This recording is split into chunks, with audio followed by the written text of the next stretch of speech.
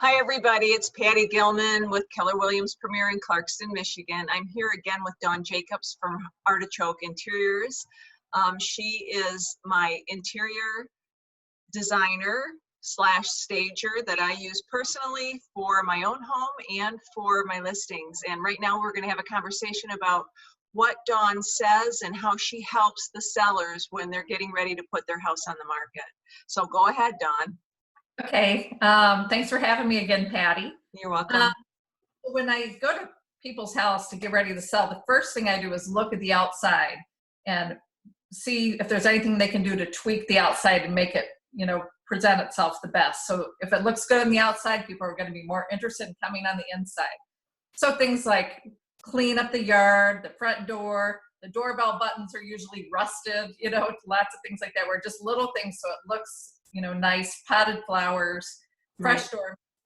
And then when they go in, we start talking about who's your target market, who's the competition here, what kind of neighbors live here. Because if we're getting the house ready for a family, it's different than a retirement community. So we kind of talk about that. And then we focus on the first impression when they walk in. I always say you never get a second chance for a first impression, right? So it feels good when you walk in. You're going to want to keep going. So we focus on having the entrance appeal to the target market, whoever's buying the house. Right. So that's the first thing we do. Then we go through the house and there's certain things we look at all the time. And those are updating, quick updates that they need to do. Decluttering, light fixtures are a big deal to update. Depersonalizing, freshening up bathrooms and towels. And a lot of times I tell people they're afraid they're going to have to spend a lot of money, but a lot of the things don't cost a lot. They're just presenting the house in its best light. And I always say, if we're going to have to spend money, if we're spending $5, you're going to get $10 out of it, or I'm not going to ask you to do it, because it's just, the job is to sell the house. Right. It's not, if you're spending more money than you're going to get back, it's not worth doing it. Right. Right. So buyers even say, well, what if I do this and this? And I'll say, no, you don't need to do that. That's not going to sell you're not going to get any more money for that. You don't want to redo everything. So we have a process. We go through every single time and have a checklist. And when we're done going through the house, we sit down and do a recap, talk about what they need to do.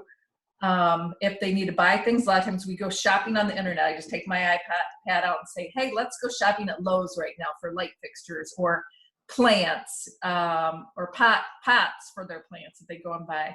So it's really a quick, staging assessment. If they want to come, me to come back later, I can help them.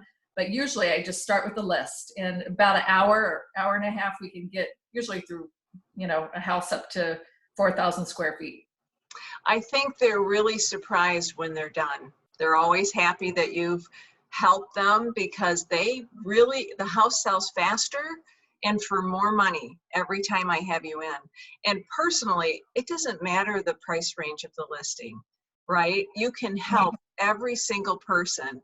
And then, then you go on from there. And then hopefully when they buy their next house, they have you in, because I think they're so surprised at the simple things that you have them change that make such a big deal with their house that they would have never thought to do. Yes.